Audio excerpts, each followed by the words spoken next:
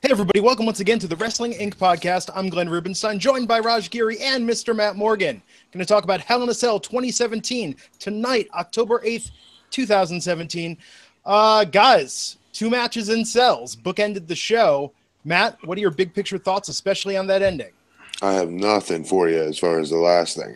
No one saw that coming with Sami Zayn, but so many. I mean, I get excited obviously watching these crazy bumps just like everybody else, but I still think they're unnecessary. You know, I mean, but that is again why we wanted to watch the match to begin with, because we knew this would happen as far as some crazy lunatic type chances they would take, right? So I don't know what to say to that. Yeah. Raj, what'd you think? Yeah, I mean, I don't know about you guys, but I get really nervous when they're on top of the cage too, especially, you know, if you just trip or a bad fall or something, you know, that's life-threatening.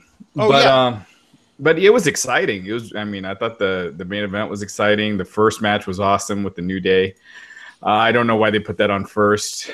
You know, the last New Day match was on the pre-show as well, and then it was a lot of, you know, filler after that, even though you had 2 title changes. But I just thought, I just thought the pay-per-view was kind of dull between the 2 Hell in a Cell matches. It didn't need to go 3.5 hours or 4.5 hours with the pre-show. So, man, I don't know. But overall, thumbs up just based on that main event. Yeah, seriously. I mean, in terms of safety on that, I mean, you guys could probably shed some light on this from behind the scenes, but I feel like everyone was so nervous watching that, right? Best case scenario, Mick Foley. Worst case scenario, Owen Hart in those situations. I mean, they're tense. And Matt, go for it. I'd love to get more of your perspective. That's their. I'm not naming those guys specifically, but that's what they play off of, obviously, right? Our emotions and trying to make us emotionally invest as much as possible. But my whole thing is, you kind of stop emotionally investing in the characters and you start to emotionally invest more in, is he going to die? Right. Like, I don't know how good that is. I don't know. I mean, I liked it. I was, you know, entertained by it. You know, I just worry, I guess. Especially with Shane, because I think Hell in the Cell, they've been doing this match, you know, so often now that people don't automatically assume crazy stunt. But with Shane involved, you automatically assume that's what's going to be there. Yeah. So do we need to talk much about this pre-show match? I mean, the Hype Bros lost. We didn't really see evidence they're turning on each other. Yeah, so I guess that storyline continues. It's just standard stuff. Time marches on. Yeah. Let's talk about the tag team match that opened the show with the Usos winning back the tag team titles. Matt, what did you think of that match? Kind of the most extreme one we've seen in a while, right? If these were different name teams, you know what I mean? I think people would have I'm dead serious. They would have put this match really high up, in my opinion. I mean, maybe top 25. As far as whether you want to call it a tag match, a hardcore match, a Hell in a Cell match. The Usos hitting, what's his name? Xavier Woods with the damn kendo sticks tied up like that. Yeah. Dude, that stuff stings like a bee, getting hit with that kendo stick. There's nothing giving about that. It's like being hit with a kendo stick, guys, is like, let me see, being smacked right across the face by like 100 hands. It's like that annoying sting, right? But they were going to town on him with those things. And people are like, oh, well, once it breaks, it doesn't hurt as much. Yes, it does. That was an incredible match. The psychology was really good. They did some original, you know, some more, that's what I'm looking for. Some different spots I've not seen anybody do before. Like the Doomsday Device, he had him up on his shoulders. He had Big E up on his shoulders, and one of the Usos went and hit the ropes and went flying through the ropes and tackled him to the cage. That was pretty dope. They did a lot of cool, innovative things, I thought. Yeah, this match was, I mean, this was like an ECW match with how brutal it was. I mean, if you just change the atmosphere, I mean, that's what it was. I mean, it was crazy. But it was this awesome. Should have been second to last match, right? Yeah. At least put it in the middle of the show. I don't know if you want to do back-to-back, just, you know, because they would be back down in time. Yeah. Right. Yeah, but it was, I mean, I thought this match was amazing. These teams have great chemistry. So, yeah, I guess the Usos go on to Chad Gable and Shelton Benjamin probably now.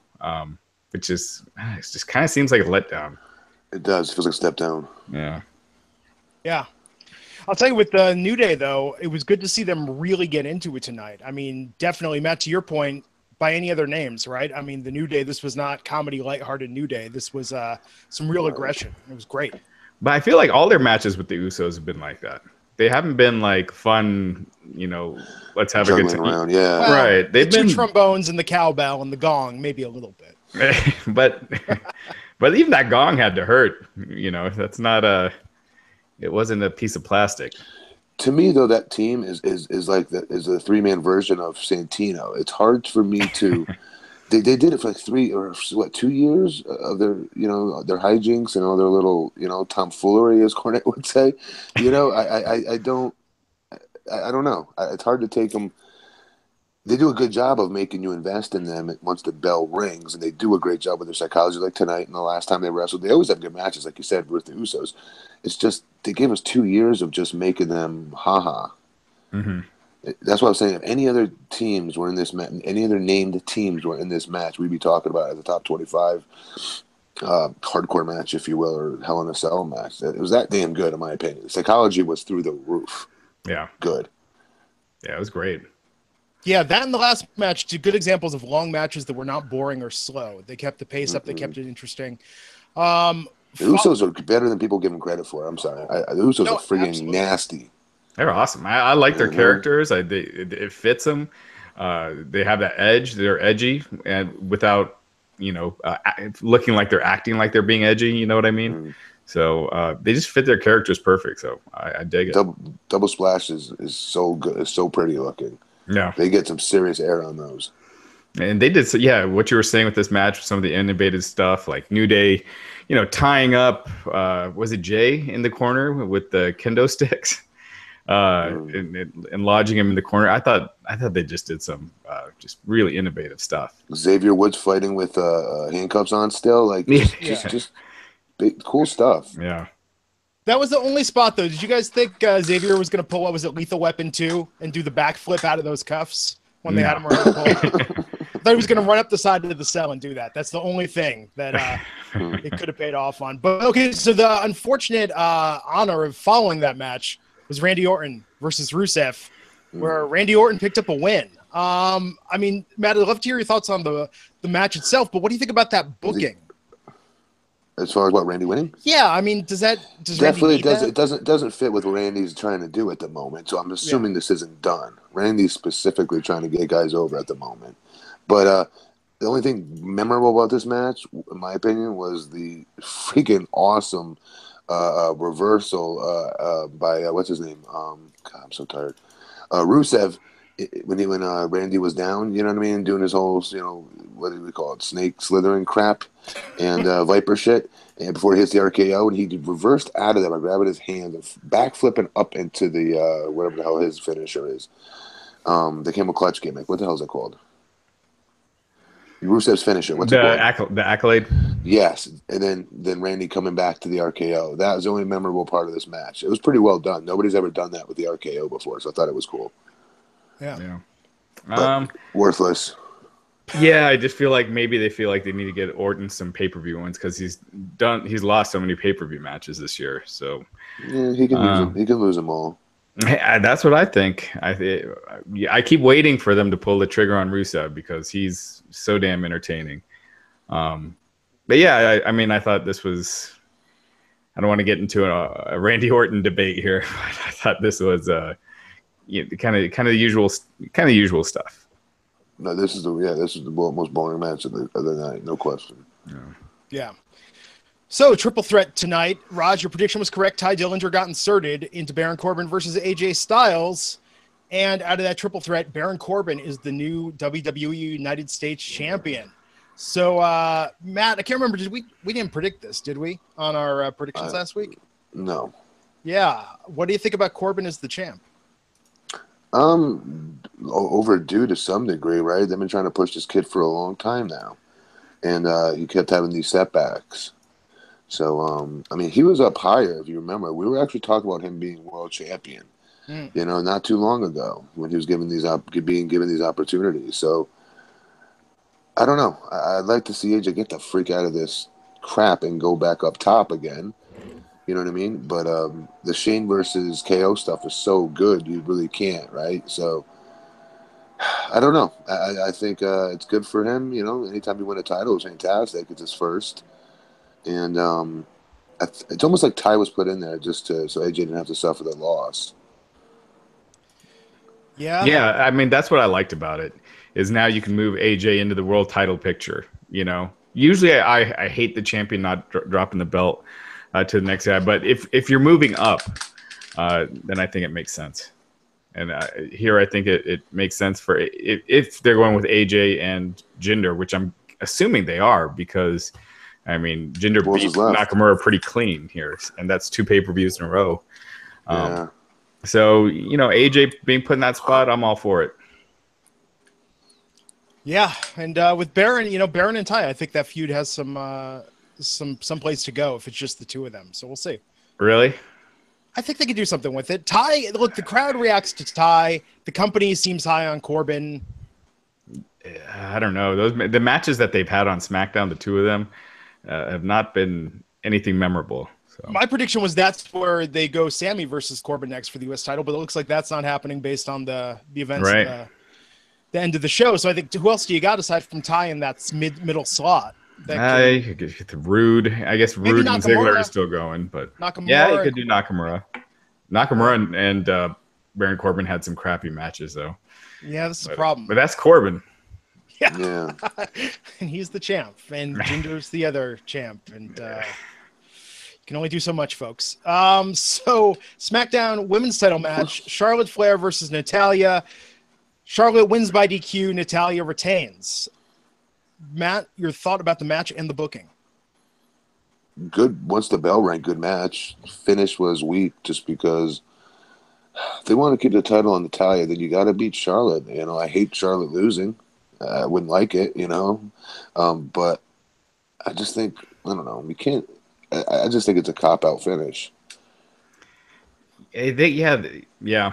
I mean, I felt like because they had Natalya beat Charlotte clean on SmackDown that they had to have Charlotte win. But, yeah, it's just a week. Why even do it if you're just going to go just for a DQ finish? You could just do an angle on SmackDown with kind of doing the same thing. But I just didn't think this was as good as their matches that they had in NXT.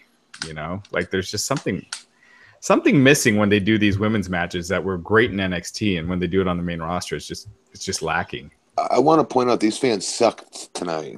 Detroit, I'm so disappointed in you guys. Granted, you had a super long show to sit there and watch. I'll give you guys that. But you guys are better than that. I mean, this is early in the show. Like, you guys shouldn't be this bored by this point. You know, and I think that's the difference is the fans. It's an NXT crowd. You know, you go back and watch that match between Natalya and Charlotte. I just watched it 2 weeks ago at NXT. And it was nowhere near as smooth as people remember. Go back and watch it. It's one of my favorite matches ever. But I went back and watched it, and I was like, why did I think this was so much better than it really was? You know? And I watched some of their stuff now. It is better. Just the finishes aren't as good right now, and they're not getting as much time as they did in that match now. And most importantly, the fans are nowhere near what they were at NXT that night. Yeah. You know what I mean? That's the biggest difference, in my opinion, is the fans. And the fans sucked tonight. Except for they were great in those Hell in the Cell matches. Great. Oh, gee. Well, good job, guys. The guy had to throw himself off the top of a 20. Good job. Way to be there, guys. Guy almost kills himself, and you cheered. Good shit, guys. You guys are so savvy. You wrestling fans of Detroit are so savvy. you smart marks, you. It would have been more impressive if they were subdued during that and just, did like a polite smattering of applause. Oh, dude, I would get off that helmet and I'd smack everyone in their face if I was one of those two guys. Oh, yeah. I bet, man. I think, it makes Natalya look like more of a heel to have ended the match that way. That's the psychology, yeah. Yeah. I do got to say, I think this was AJ Styles' worst pay-per-view match in WWE. AJ's? Yeah. What do you mean? The match tonight with Corbin and Ty. Oh, I thought we were talking. I apologize. I thought we were talking about the girl still. I'm sorry. We are. I'm just sorry. I'm tired. Roger's just thinking out. Yeah, we've all had a long day. It's a long ass night they put us through. Yeah, sorry. Yeah, this is AJ's on Talking you know Smack why? right now, so that's why. Because he sold the majority of this match. No, he really did. He did double heat on him, and we didn't get to see him do all his stuff. That's what we like to watch. Yeah.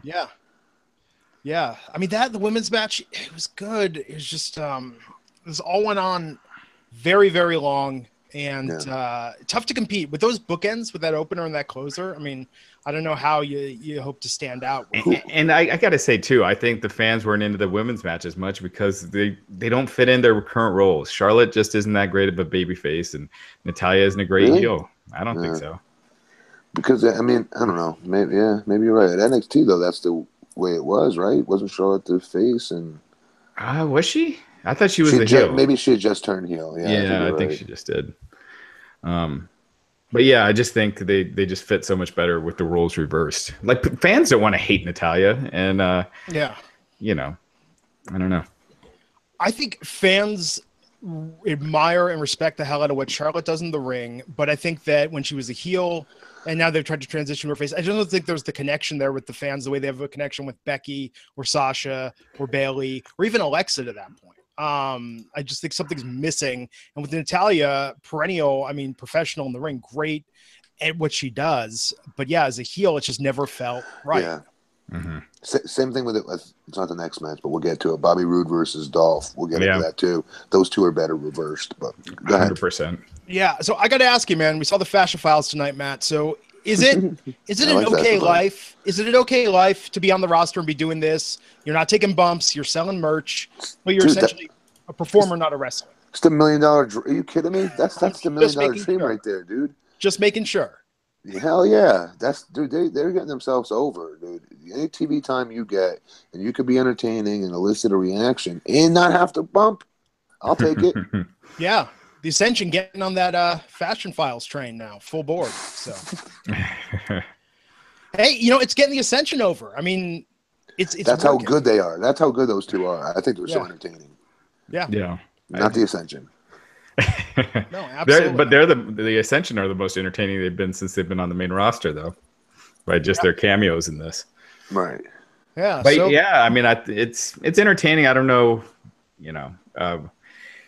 I don't know what they do with them in the ring right now. Yeah, it doesn't always translate. Sometimes it did. More times than not, it didn't. Yeah. It's a shame because they're both incredible workers. Mm-hmm. Yeah, that match they did what was it with the Usos? The one where Breeze was changing disguises. I mean, that was he was like an old lady. That was very ambitious for a WWE match. I think even at the time, if it came across awkward, people will look back on that as one of the more ambitious comedy / legitimate matches the WWE has ever done. So yeah, I mean, we'll see where it goes from here. If they're gonna expand the tag stories that they're telling every week on SmackDown. Let's talk about the title match: Nakamura versus Jinder Mahal for the WWE title. I thought Nakamura was winning. Yeah, Jinder, no Singh brothers, right? And he still and pulled out the win. Jinder's been just ripping him every week. Making Nakamura look like a goof, and then and then he just beats him clean. It's just I don't know. I just think it's weird. I mean, I thought they're going to India in December, so I figured Jinder was going to be champ, but I thought they'd have Nakamura win it here and then Jinder win it back. Yeah, me too. Yeah. I don't know. I don't know what the hell I'm missing here, but the only thing I can think of is that disconnect with Nakamura's English. But they're still chanting Nakamura, right? I still hear him in the arenas doing that on SmackDown. It's like now I agree 100%. They're still cheering for him, but you feel him losing more momentum every week. Yeah, I don't know what to do about that. I don't know. I don't know. Maybe he's working on his English. I hope he is. I mean, I'm just thinking, if I'm going to a foreign country, I'm doing everything I can to speak that language as affluent as possible. If that's the one thing that may hold me back, because that's what it's like. This sounds like a horrible thing I'm going to say, but last week on SmackDown when he was being interviewed, right? In the ring, he did an in-ring promo. Yeah. I felt like I was waiting for like a 5-year-old kid to sound out a word that he was having a problem sounding out. You know what I mean? Yeah. So I'm kind of like cheering along like, oh, wow, he got it out. Good job, Timmy. No, I agree. I said it on the podcast last week. I said, He's making his faces while he's doing his promo, and then he says the lamest line. And part of that's what's scripted for him. He said, sticks and stones may break my bones, but names will never hurt me. That was his promo. And it took 5 minutes to say it, though. Yeah, it took forever to say it. If he would have just said, sticks and stones may break my bones, but I'll break your face or something like that. Yeah. Something cool, especially but short and simple. Especially when he's making those weird body language things that we usually thought were pretty cool in the past. Right. He's making all this body language and facials that we're used to seeing him. We're assuming like it's just him being a credible badass and super charismatic, and he comes out with that line. That line does not match those movements and I don't know the coolness factor that we always thought he had. Yeah. Yeah. So Matt, I have to ask from a performer's perspective, given that you had to spend quite some time cutting promos with a forced stutter, how did you not get up in your head doing those, going, oh my God, this is going on for so long, and having to do that gimmick and deliver your lines with a forced timing issue with the stutter gimmick? No, just go and do it. I honestly, I don't really know. I just basically go out and let it rip. Yeah. I don't know. Anytime I talked, even with that show, I just, even though I didn't have permission back then, they made you go by the script. I still would go out there and not go by the script and go by what I felt they wanted to get out of me, what they wanted me to say, and then always try to get stuck on a word and then replace it with a different word, kind of a thing. I was hoping to make it into more of a comedy act. Thank God I didn't, but I was really trying to make it into one because I didn't know what else to do with it. Yeah. So Jinder retained, man. So AJ, we think AJ's the guy that takes this off. That's Jinder. what I think. That makes sense, right? Unless they permanently take it off him. No. Well, I mean, go to India. Yeah, they probably wouldn't have a title change yet, but who knows? With Vince, you remember with JBL, everyone just assumed it was just a stopgap measure until Batista came back, and then he was champ forever. So. They really stuck with that. And so who knows? Maybe Jinder's champ till WrestleMania. You never know. Yeah. But I will say this. I thought as far as the match itself went, this was way better than their SummerSlam match. Yes. I love this match, actually. You did? I thought it was very good. Yeah, I did. It's very, very, very big clash of styles. Jinder's a little bit more, let's just be serious. Like, he's not exciting. Mm-hmm. His work is not exciting, but it doesn't have to be. He's trying to get legit heat from the fans, right? Mm-hmm. So he'll go to holds more times than everybody else, other than Randy. I think he's smart enough to realize that it bothers and pisses people off, and he's just trying to be a heel's heel and not do anything with any kind of sizzle whatsoever, except for his physique, And I actually thought this was probably his best match since he became champ.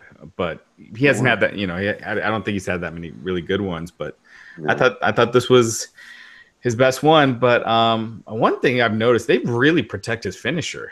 Like he hits that, it's over. There's no right. Yep. And I like that. I'm a big fan of protecting finishers, so I think that's cool. Yeah, it is. It's usually something big that happens though.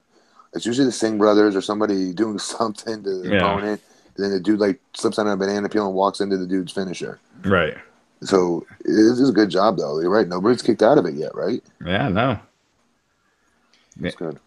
Yeah, I almost thought they were going to do that here just because it was so clean that I thought Nakamura was kicking out, but he didn't. So I wonder what's going through Nakamura's head. He's getting paid like crazy, obviously. But I wonder, winning and losing, does he care? Does he not? You know what I mean? He's such a huge star in New Japan. He's a huge star here, but New Japan, he was the man. Yeah. I wonder what he thinks. I honestly don't think those Jinder promos did him any favors because I think that brought out a lot of stuff that people probably are thinking in the back of their minds a little bit, but not, but Nakamura pulled it off. But by bringing it out more, that it kind of sticks in more. You just notice it more now. Yeah. I mean, no offense, I like Jinder, but I don't think he did a very good job of making fun of him with that. Oh, no, it was terrible. Oh, no. Yeah, I didn't think it was very witty or funny or, it was kind of forced laughing at the guy kind of a thing. Right. Every time I saw it, I don't know. His laugh seemed phony as hell. And I love Jinder. He's one of my boys. I love him to death. I just thought it was so forced, and his laugh was so fake. No, it was terrible, but it does point out to the audience that he makes kind of goofy faces, you know, that Nakamura does, and we're supposed to like that though. Now he's trying to take it away from us. Right. Yeah. It's an odd way to go about things. So whenever these people talk about Okada and all these guys that WWE should sign, if they can't make Nakamura work, there's no way Okada is going to work in WWE. If Nakamura doesn't, no way. Yeah, you're right. Oh, but this guy is, and he speaks. Okada doesn't speak English either, I don't think. No, not that well. It's kind of weird too, though, because when you think about the heel promos that you cut on someone that you consider a star, when's the last time in a promo someone called Kevin Owens fat and talked about his shapewear? When someone talked about Finn Balor being, but when did someone talk about Finn Balor being short? You know, I mean, you don't point out the shortcomings of the guys. You're not supposed to. Right, your top guys. We were saying it last week with Hulk Hogan. They were never allowed to bring up that he was balding, you know, even though everyone can see it. You could not bring up his hair. And in fact, I couldn't bring up their age. I couldn't bring up his Sting or his age. Yeah. I did it once, and I got like lashed out on for it. And Hulk had my back. Thank God for one of them. But it was like, well, what do you want me to do? The guy's sitting there ripping me to death, calling me a big B word, and I'm supposed to sit there to take it. Yeah, I remember that. You know what I mean? I always remember that Scott Steiner promo because I remember I wanted to shoot you an email and be like, dude. God. I had to talk with Viru before that segment happened, and I said, I see what's being written here for Scott here, and I go, there's no way I can sit there and just take that. I go, I've got to respond with something. And he's like, no, dude, you're two athletes. You're just concerned about the athletic contest of this because you're an all-American athlete. I'm like, okay, but what does that have to do with me taking it like that? He goes, dude, you're not listening. The finish of this entire series is you winning and going over, brother. That's your comeback. You're winning next week at the pay-per-view. That's going to shut them all up, right? That's going to shut them up for that. I was like, that doesn't and I went out there, heard it. I was like, whoa, this is not what Vince, this is not what we discussed. But lesson learned though, never to always, you know what I mean? Even if it's your writer telling you these things, and I love Vince and I always respected him, setting me up to be better, not worse. You know, I always learned a lesson out of that, just to let her rip going forward and never, ever, ever do anything that's uncomfortable to me. I'd rather ask for forgiveness afterwards. You know what I mean? Yeah. And that's what I should have done. I shouldn't have asked Vince beforehand, looking at the script going, what the hell? Scott's killing me here. Why? I'm not going to go out there and just listen to him do this. The dude's like 2 feet tall. What am I supposed to do here? You know? Yeah. Yeah. Yeah. And for anyone, I'm sure everyone figured out that he's talking about Vince Russo, but then Bobby Roode versus Dolph Ziggler.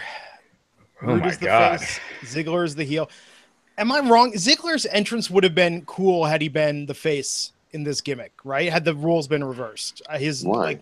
Because I think he was making.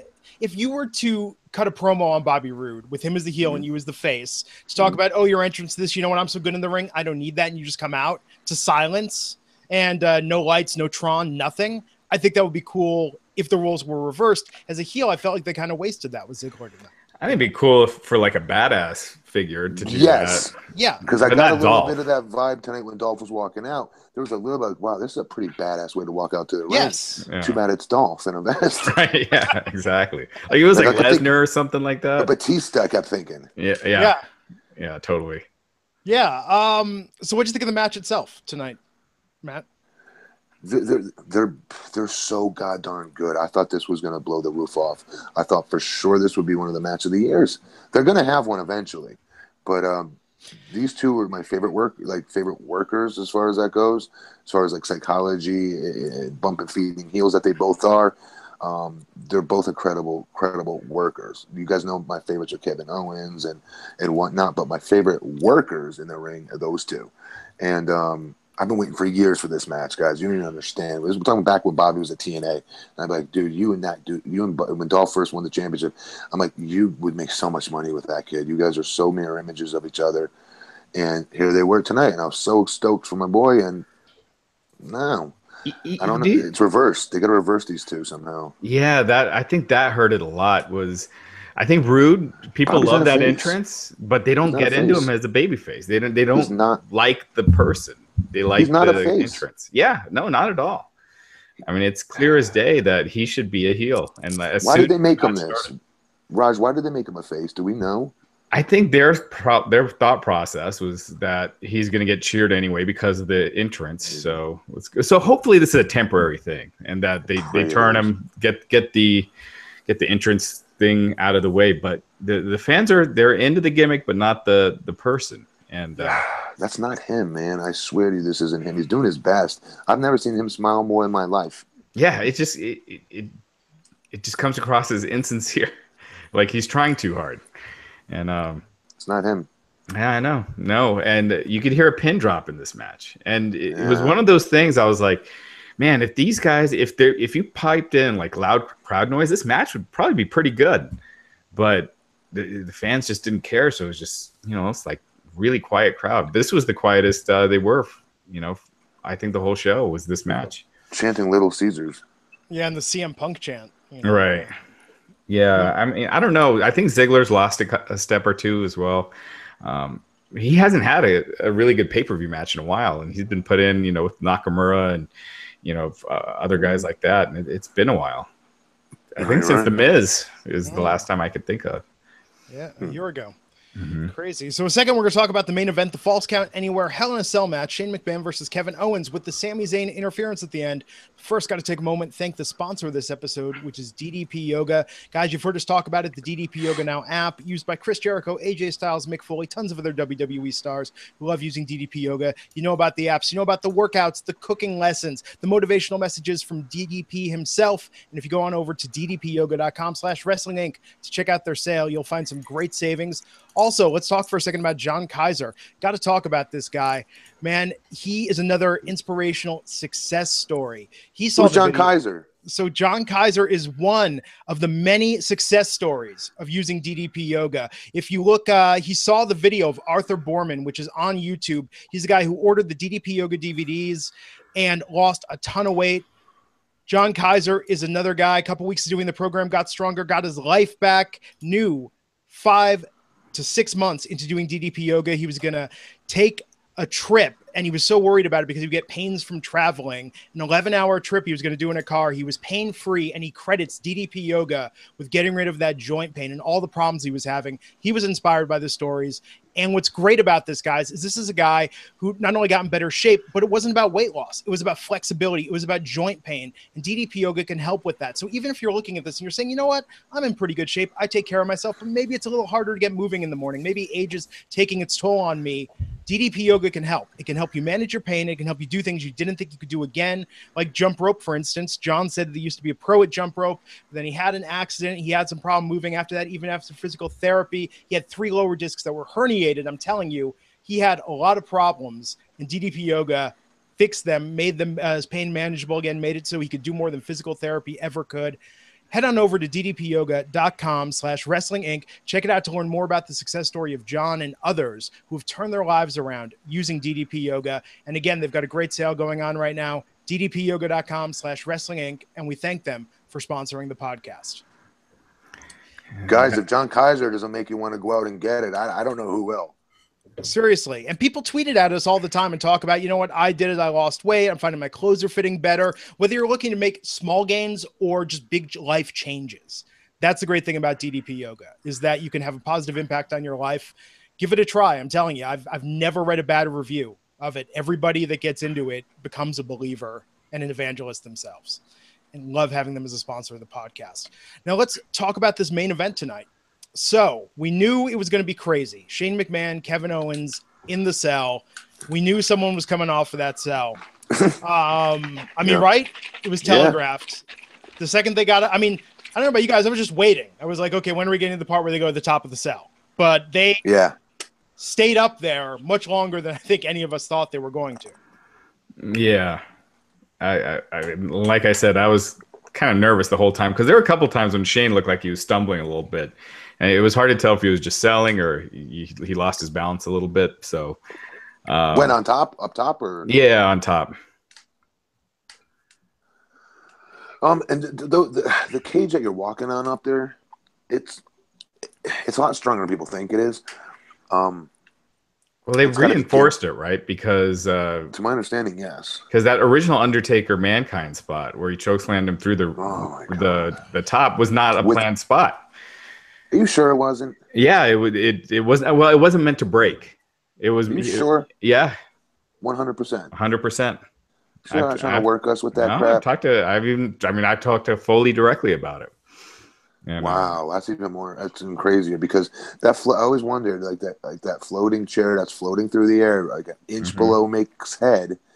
You remember how it went? Yeah, like he could have been decapitated. Right. If the chair hit the ground first and stood up, it could have decapitated Mick. Yeah, no, Foley screwed him up.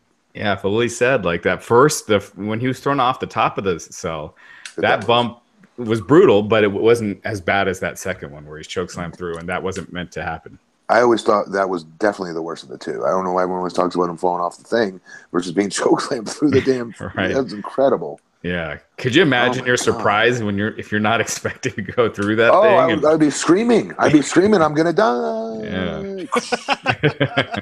Man. So yeah. So Matt be screaming like, it's better make the best of DVD. Just on the way down. Yeah.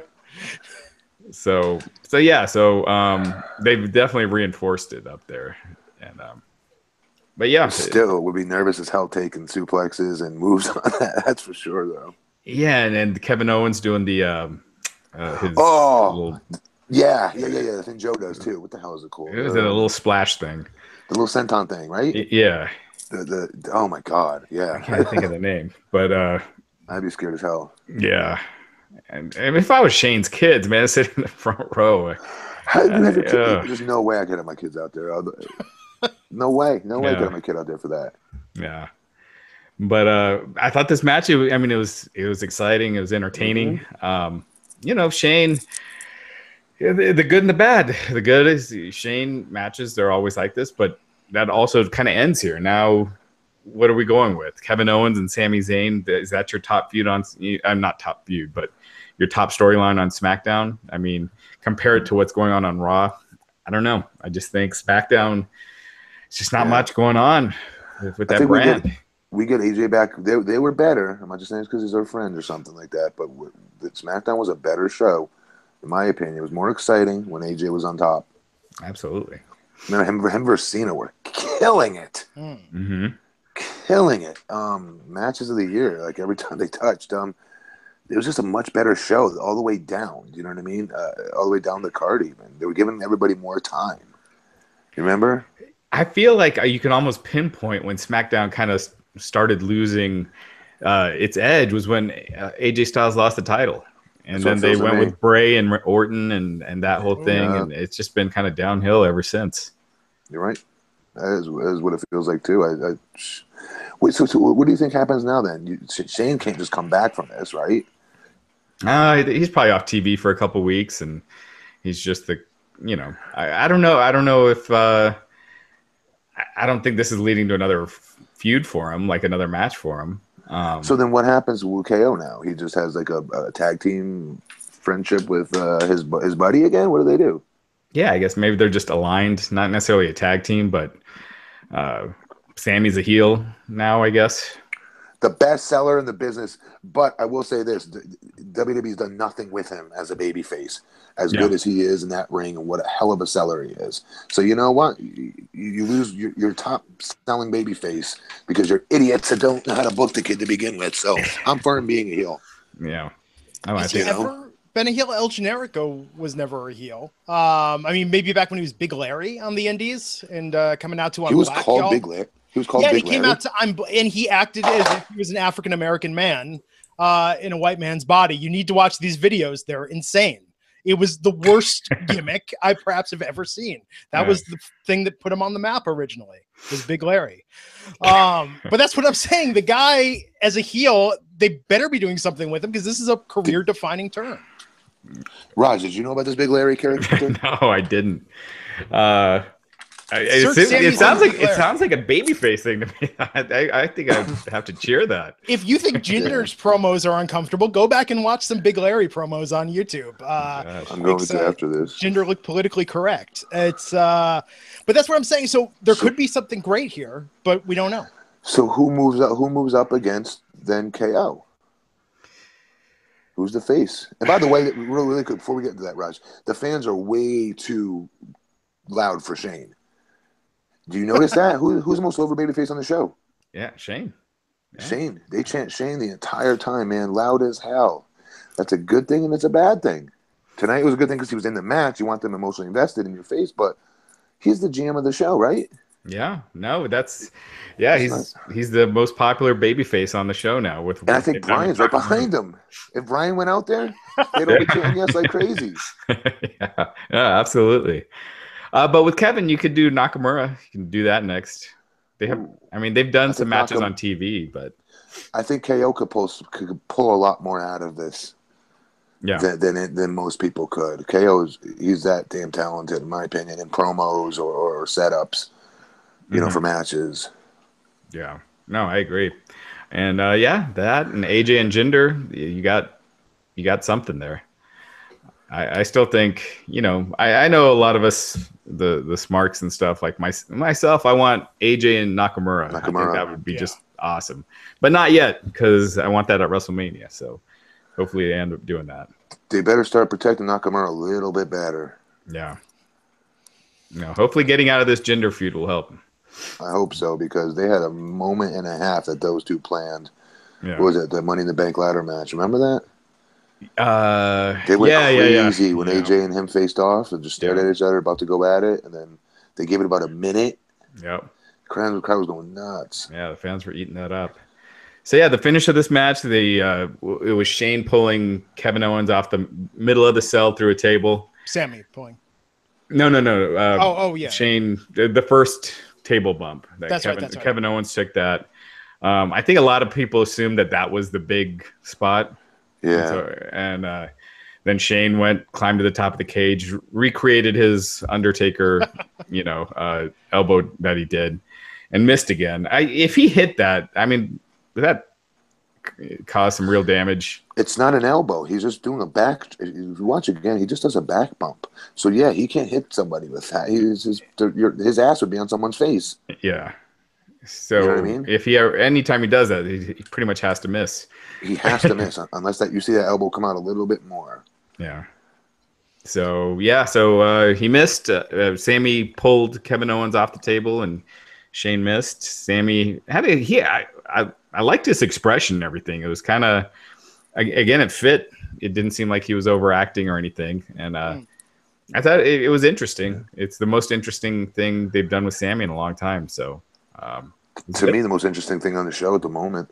Yeah. Yeah, absolutely. It's got me. But the thing that made it a definitive turn wasn't that he pulled KO out of the way, because you could say, oh, this went too far. Someone could have gotten hurt. I was doing the right thing. The fact he dragged KO back over to put him on Shane's good point body. Yeah, he had him cover Shane for the pin.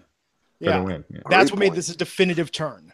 Yeah, because it wasn't just looking out for the health of his best friend. It was also helping him win on top of that. Excellent point. Yeah, I'm stoked about SmackDown on Tuesday. I wonder, someone in the chat might be able to fill us in if they covered this at all on Talking Smack, to see if there was any. I want to watch it, so don't stooge it off. Yeah, but I'm assuming Sami. From what I saw, they didn't. I saw AJ on there, and oh well. Yeah, they didn't have anything from the main event. Yeah. So Tuesday. It's cool. It's cool. It's just, again, just the stuff on top on SmackDown just doesn't feel as interesting as Raw right now, and they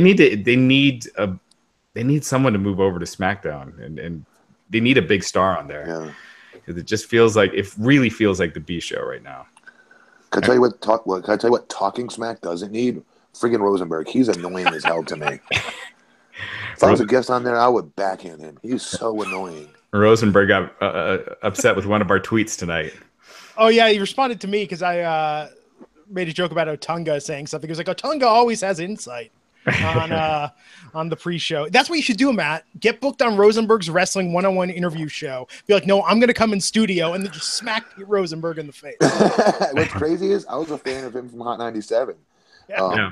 Up in New York. It's weird seeing him in this context. He's usually pretty good, but sometimes it comes off like way too much of a fanboy, which we all are to some degree. But there's a time and place place for it. But good on him though, man. I mean, come on, if any of us got the call from WWE saying, "Hey, man, we want you to host the pre-show," go in there and just be like, "I ain't doing it." I'd be like, "Hell no!" I'll sell out in a heartbeat.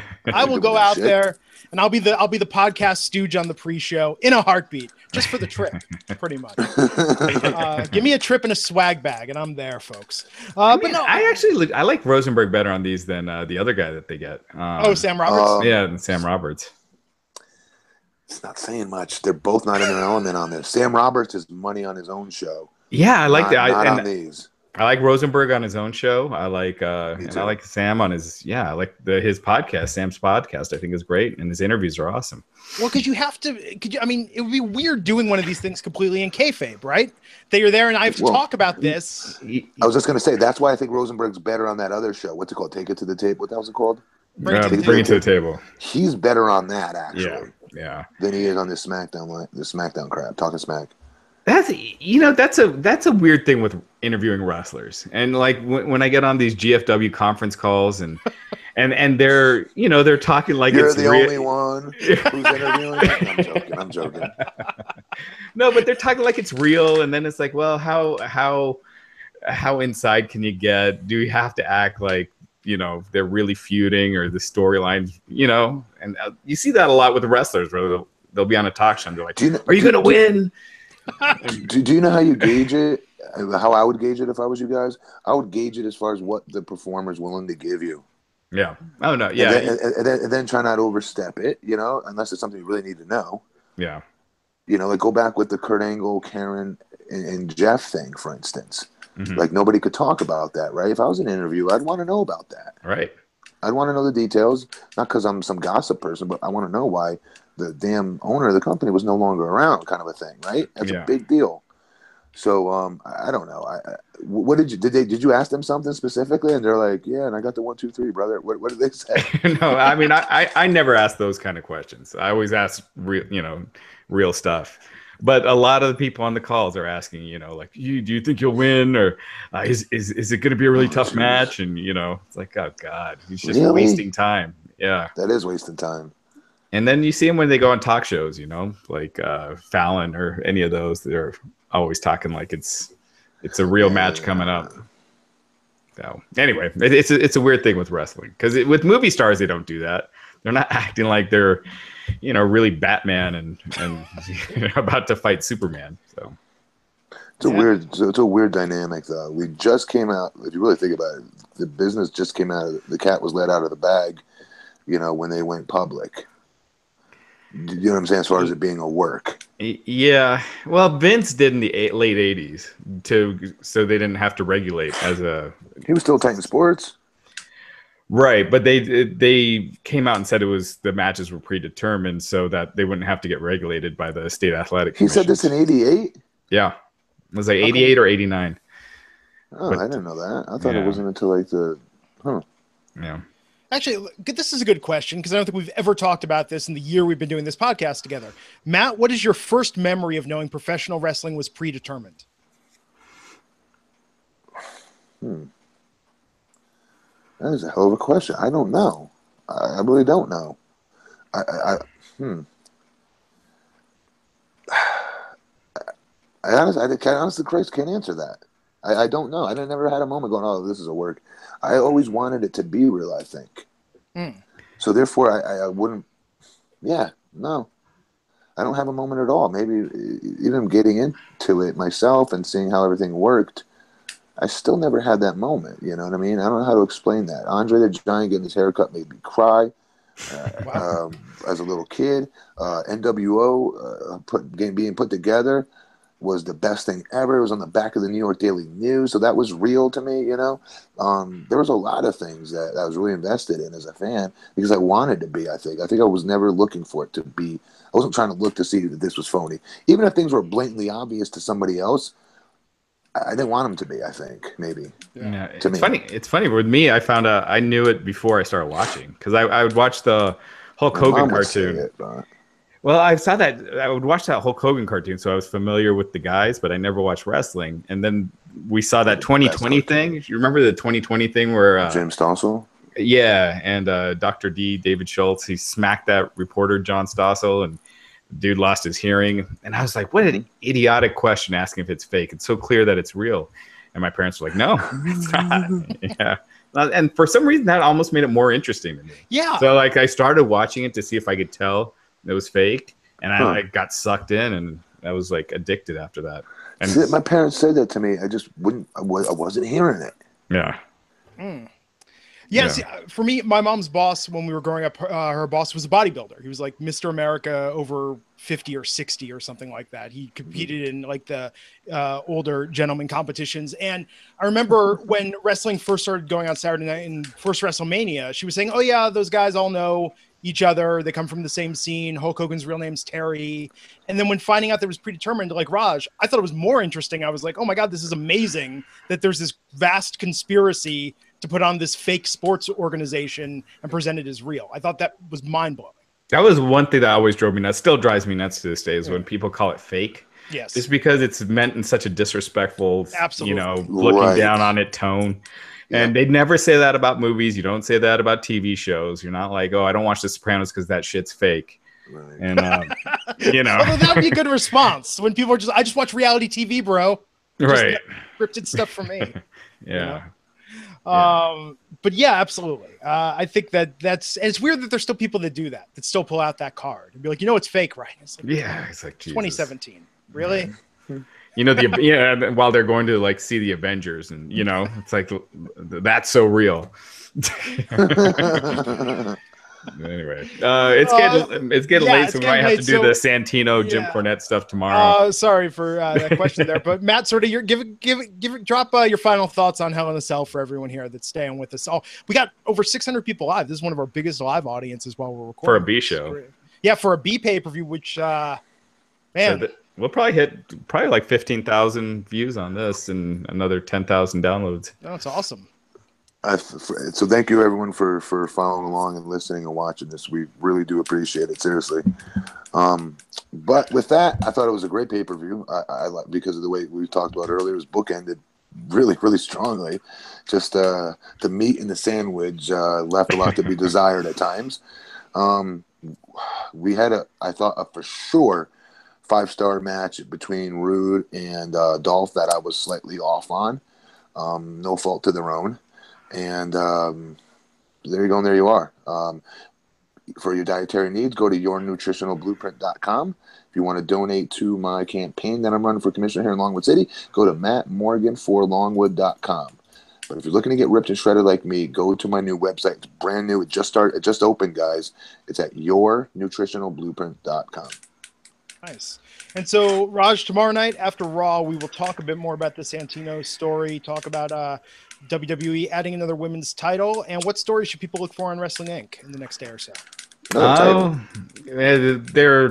Lita was talking in the Q&A about WWE talking about doing a women's tag team title, which, good God, I think that's Do they have enough women? Do we have enough women? No. Okay. Unless you have, I mean, I guess rosters. you could do it in NXT or something and sign all the people from the Mae Young tournament, but you don't need to have more titles that mean nothing. And that's true. So anyway, everybody gets a title. Yeah, exactly. But we'll talk the Santino Jim Cornette stuff. That was. Did you get a chance to see those videos, Matt? I heard one. I was falling asleep. And I heard it one night. I watch all my podcasts, guys, on YouTube now. People put them they cue them right to the good parts of these podcasts. Like Edge and Christian's podcast that goes on for 55 hours. Like they go to some fan will cue it to the best parts of like a Randy Orton interview or whatever. Right. So I've been milking off of those. Yeah. And I was doing that with this one. And the Santino's, we'll talk about it tomorrow. Yeah. Hey, Matt, can I just say for a second, this website is actually very well done. Isn't it? Yeah, this build your own meal thing. I mean, honestly, dude, you look at the type of shape I'm in. If you guys had vegan options, there are some work weeks where I would be, this is a good solution rather than having to worry about cooking for the week, you know? That's the whole thing, man. Someone like me made his own meals. Take my whole day Sunday away from me and my wife both, to set up our meals for the whole week, but making them and put them in Tupperware. What a pain in the ass. So for $7 a meal, like you're actually saving money. If you're someone that eats 5 or 6 meals a day, even 3 meals a day, you're spending more money at McDonald's. Yeah. Say you have 3 meals a day. It's $21 through us, right? You're spending that at a steakhouse, going out at lunch with your buddies. You're spending that at fast food later on after work. You just are, you know? So it's a cheaper way. That website is super simple to use. Yeah, it's very good. And this meal builder is amazing. It's very well isn't done. it? It's cool. Very well done. I'm a snob when it comes to website UI, but this is really? very, very well done. Yeah. I have to deal with this all day, you know, in regular work. So Thanks, no, this is very well done, man. So that's yournutritionalblueprint.com to check it out. And yeah, tomorrow night we'll be back. Monday Night Raw. TLC is 2 weeks away, folks. So Raw's going to keep those storylines going. We'll know what the main event is tomorrow night, right, Raj? Yeah, the Shield versus Miz, Cesaro, and Sheamus is what it's looking like. Yeah. Unless they somehow figure out a way to get Braun Strowman in there, because there's nothing else really that he's involved in right now. Yeah. Yeah. Well, no more. Less than 24 hours, folks. So until next time, I'm Glenn Rubenstein, and thanks for joining us on the Wrestling Inc. podcast. Take care.